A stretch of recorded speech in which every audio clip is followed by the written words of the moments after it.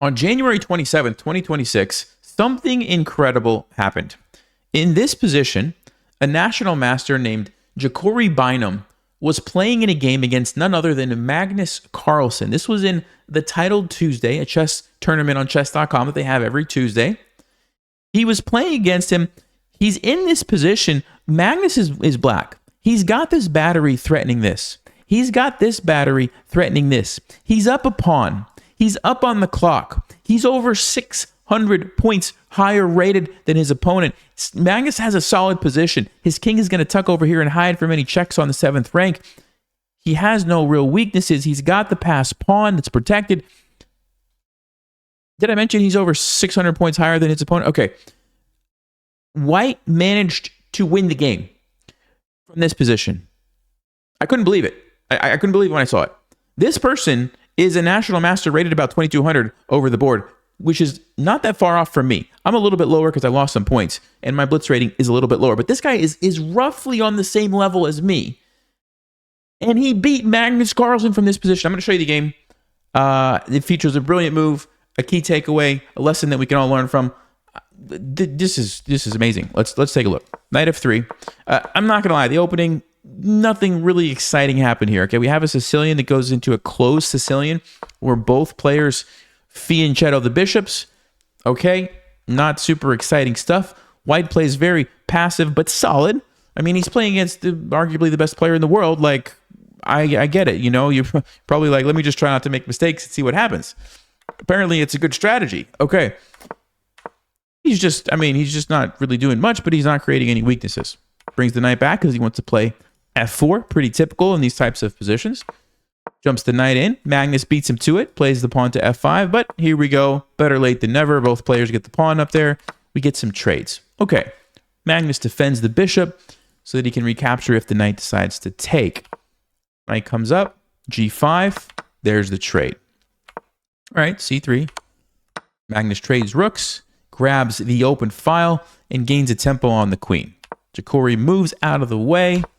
The knight comes in, and right around here, Magnus starts doing Magnus-like things and slowly kind of squeezing and taking over the position, right? If you've ever played against Stockfish or a super strong grandmaster, you know the feeling. It's like every move, they just kind of squeeze you and you can't do anything. That's kind of what happens to the next couple of moves. Bishop comes out, brings the knight over.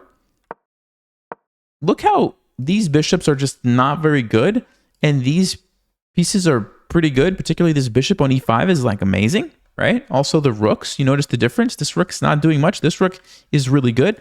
Queen also not as good as this queen. Like all of Magnus's pieces are very good. But he wants more. He expands on the queen side. Brings the rook over, plays b4. He's just busting open the queen side so that this bishop is going to be even more powerful. Okay, but White's holding on. Also not super far behind on time. Remember, it's 5 minutes, no increment, so you're not going to get any bonus time. So he makes the trade, plays queen d3. Magnus trades, h5. Okay, so the only kind of weak spot in Magnus's position might be the 7th rank. But White tries to take advantage of that.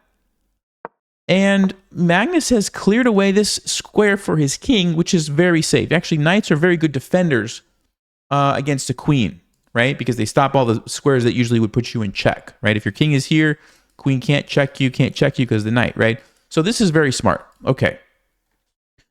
Magnus takes the pawn, hits the rook. The rook has to stay defending here because of this threat, unless you're going to be doing a check, which is fine because you can't take during check. Okay, so Magnus goes king h6. But again, now there's the threat here. Queen goes back to e2. And in this position, Magnus makes a massive blunder. Bishop to d4. Pause the video. How does White win? Well, if you had a chance to look at that, it's a brilliant queen sacrifice. Jacori noticed it in 2 seconds. Queen takes h5 and checkmate on h7 with the rook. Magnus started laughing in the game when he saw this. You know, it's a funny mating pattern. It's not a typical mating. It's like a back rank mate, but it's on the side of the board, and it's with a pawn stopping here, and the knight is actually in the way because you can't block and you can't run and you can't take it because knights don't move that way. And it's just one of those that Magnus probably wasn't looking for. I mean, obviously, if you told him there's mate in 2, he's going to see it, right? But you're playing a game and you're thinking about a bunch of other stuff, and he's like thinking about how he's going to come down here and get a queen, and how he's going to come here and like force some trades and just win the game. And then bam. Guys, this should be encouraging to all of us, okay? To all of us who blunder frequently, who blunder all the time, who throw games left and right. It should be encouraging to know that even the best players in the world do make mistakes from time to time.